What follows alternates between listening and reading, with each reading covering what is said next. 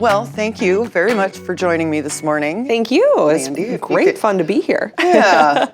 Take a few minutes, tell Yeah. campus a little bit about yourself, your background, and how'd you find your way to USD?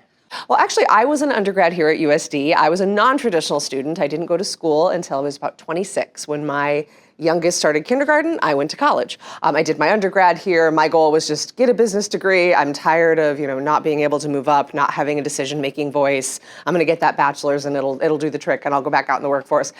And I just loved it so much. I loved learning. I loved, just hearing all of the different perspectives that we have here at USD, being able to learn from people in all the different disciplines as part of the liberal arts education. That was so much fun for me. I was like, well, maybe I'll stick around and get a master's while I'm here. So I did that.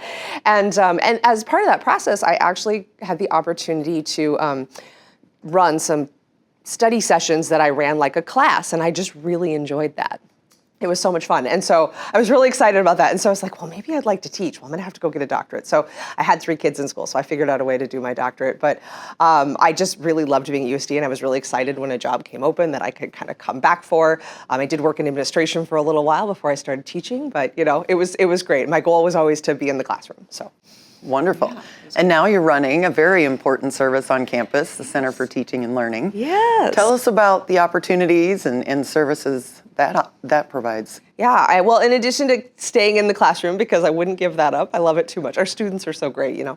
I love this, working for the Center for Teaching and Learning. We work with and help largely faculty, but also staff. We help faculty kind of work on their classes. If there's something they want to try in the classroom, we help them flesh that out. If it's something that's not working for them, we help flesh that out. If they have just basic technology questions, we help them with that as well. And then we do a lot of more structured programming where we dig a little bit deeper into things faculty may not have had time for. Most faculty, I guess unless you're in the School of Education, most faculty didn't learn how to teach when they were in grad school. That's not something that's covered in almost any grad school. And so they get in there and they know their content really, really well, but conveying that content to students who are very different from them and usually younger, right, is a challenge. And so we try to help bridge that gap between that faculty content knowledge and how students learn. Mm-hmm. And so last week was an incredibly busy week on campus. So busy. Yes. We had Research Week and Idea Fest. Yes. And part of that was a symposium on AI innovations in teaching. Yes. And one piece of some of the teaching innovations in CTL has been incorporating AI into the classroom. Yes. So tell us a little bit more about artificial intelligence and give us your elevator speech on your definition of generative AI and where that can be useful in a classroom. Yeah, well, I've thought about this a lot, actually, because we do quite a few workshops on it, so that's great. No, generative AI, I guess my short elevator speech for it is, it's a technology that takes information, data of any kind, text, images, whatever, from publicly available sources, which, of course, we as humans provide because we put things out on the internet all the time, and kind of reworks them into generating different content that is, I don't know, maybe like a salad or a mix of, and it uses predictive modeling to do this, which is great. And so it's really helpful there. I think it can be very useful in the classroom, I think both as a way to modify our classroom materials to make them more accessible for students, right? The way I think and write is very different from how my students think and write. And so if I can write something in a way that seems really clear to me, it may not be clear to them. And so one of the things I find it useful for is just, okay, I've written this prompt for the student, I've written these instructions for the students, can you help me make sure I'm fleshing them out properly? Could I be more clear in some places? And it's really helpful for that. It can also be helpful to use, I think, with students. I think that's very important too, showing them the appropriate ways to use AI and to think about AI. And so, yeah, I find that to be fairly helpful. Obviously, we don't use it all the time for everything, but it is nice when it is there to be used, yeah. Yeah. So beyond instruction, I think about everyone being really stretched thin. Yes. What are some other ways that maybe we could embrace artificial intelligence in administrative tasks? I know that AI can be very good at taking those routine tasks that maybe aren't very satisfying and freeing up our time for that high impact, high job satisfaction work that we all love to do. Are there some things that artificial intelligence can do to help us there? Yeah, absolutely. I think we call that, the fancy word I think is cognitive offloading, where we take those things that we hate doing and we let a computer do those parts. And we've actually been doing that for a really long time. Right. You know, like the little things that we do. But I think one of the things I find very useful in more administrative things is honestly just having a transcription of the meeting notes and a summary of that transcription that just is kind of automatically generated, because then when we're in a meeting, we can spend time actually just having a conversation. And I'm not constantly looking at my computer trying to make sure I caught all the notes, right? We can just and actually solve the problems rather than, hold on, I have to take notes, right? And so I love that part. That's amazing. And then I think some of our processes that we use, could be automated a little bit more, and AI might be a helpful tool to get us there. Just a lot of things we do, there's a lot of forms still. There's a lot of, we use this system for this and this system for this and this system for this. It'd be really nice if all those things could talk to each other a little better. And we don't have to maybe quite manually work that data so much, because then we can spend more time looking at the data, looking at the information, spending time with people. I mean, we spend so much of our job staring at a computer screen, trying to do the work. And, when I have people who want to meet with me, it's like, oh, I'm not going to get any work done today. I have all these meetings. What a terrible mindset. Like, I should be excited about the talking to people part. But you have so many things that require that time that don't involve humans. And that's just kind of sad. So I'm hopeful that we can use AI to kind of automate some things so that we have more time to be with people. That's great. Yeah. Yeah, I agree. Yeah. Yeah. That's why we got into this job, is to be with the humans, right? That's right. That's right. Because when you're in those meetings, all you're thinking about is all the mundane, routine tasks piling up behind you. Yes, So absolutely. we If can we can cognitively offload some of that work, then more time for people, which is great. Yes. So part of many, many things that I appreciate about the liberal arts is this critical thinking and our ability to question and think through things and sort of trust but verify. So in your mind, how important will the liberal arts become in this world that's embracing artificial intelligence and knowing the difference between real and not real, and is this an opportunity for the liberal arts to sort of make a resurgence? Oh, absolutely. I think it's far more important now than it ever was, if I'm being completely honest. I mean, and I teach in a business school, so I still think we need the liberal arts, even with my business school hat on.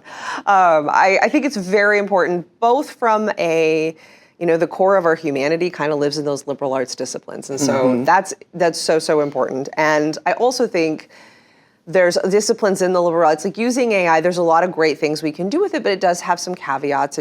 We have a lot of ethical concerns around AI use. Yep. And it's wonderful that we have whole departments on campus that can help students understand those problems. We have a sustainability department, we have the humanities, right? We have the sciences and the social sciences. We have all of these disciplines that can help contribute to fully understanding the whole picture. So when students use AI out in the workplace, which of course they're being expected to do at this point, they know going into it all the sides, so they can make those better informed decisions. And then just understanding that, okay, AI has given me this output, it's giving me this information. Now I, as the human, am responsible for what happens with this next. And so we have to verify it. And if we don't have those critical thinking skills, we won't. We'll just assume, oh, it sounds very authoritative. Like when it says things very confidently, right?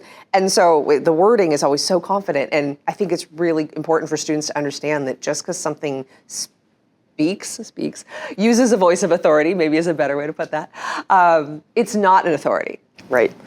We're the authority. You have to be able to use that output and understand what that output means to really set yourself apart in the workforce. And I think students are really starting to get that, which is really exciting, at least in my classes. So yeah, that's great. Yeah. Humans in charge of AI, not the other way around. Yes, that would be wonderful. Yes. That would be wonderful. So part of USD's mission is public service. Yes. And we have this wonderful example of a young man who built a product, Elevase, for a local small business here, Davis Pharmacy, right in Vermilion, to handle call volume.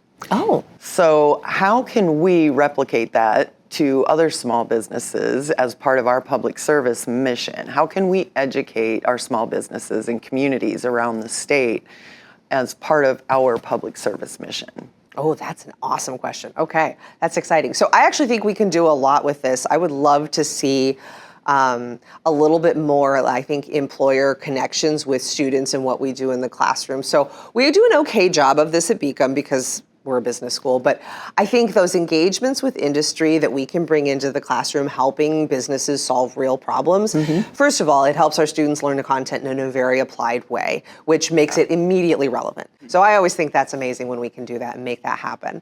And then the flip side of that is that that engagement with the businesses also helps businesses. And so I think we can do a little bit better, I think, connecting industry to classroom.